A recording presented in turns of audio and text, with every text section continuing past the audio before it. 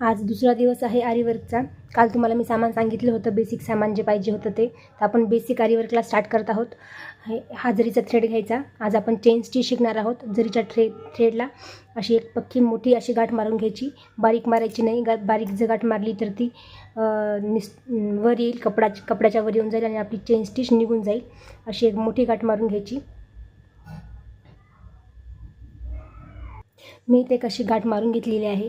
आपलं मधलं बोट आणि अंगठ्यामध्ये ही अशी गाठ इथं पकडायची आणि हा जो जरी थ्रेड आहे तो असा घेऊन असा ठेवायचा। पहिले फक्त वर काढता वेळेस असा हात राहू द्यायचा पहिल्या वेळेस।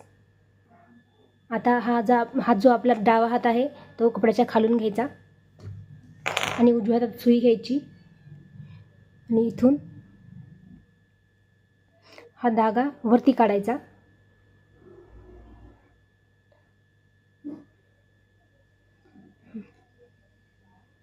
हे बघा, धागा वर आला।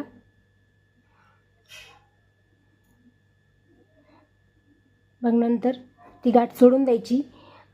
ती गाठ सोडून देऊन जो नुसता धागाच खालचा जो आहे तो पकडायचा।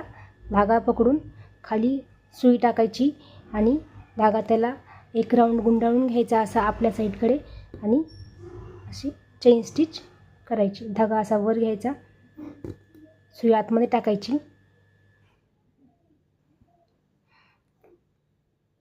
खालच्या साईडनी धागा पकडून सुईला एकच राऊंड असा गुंडाळून घेऊन असा वर खेचायचा आणि अशीच समोर चेन स्टिच करत राहायची।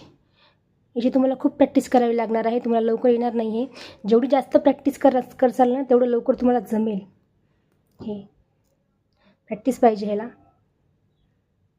समजलं नाही तर विचारा कमेंट करून, सांगते मी।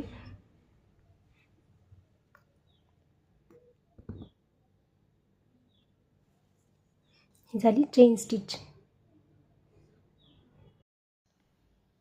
तर आज आपण चेन स्टिच कशी पाडायची ते शिकलो आहेत।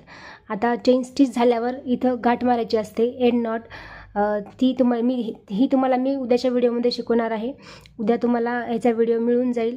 पण जर तुमचा चांगला रिस्पॉन्स असेल माझ्या शिकवण्याला तरच मी समोरचे व्हिडिओ टाकणार, नाही तर मी स्टॉप करून टाकणार आहे। जर तुम्हाला शिकायचं असेल तर मला रिस्पॉन्स देत जाल। मला रिस्पॉन्स कसा कळतो तुमच्या लाईकवरून कळतो, सबस्क्राईब केल्यावर कळतो आणि कमेंट केल्यावर कळतो। जर तुमचाच रिस्पॉन्स चांगला नसेल तर मला पण इंटरेस्ट येणार नाही व्हिडिओ टाकण्यामध्ये।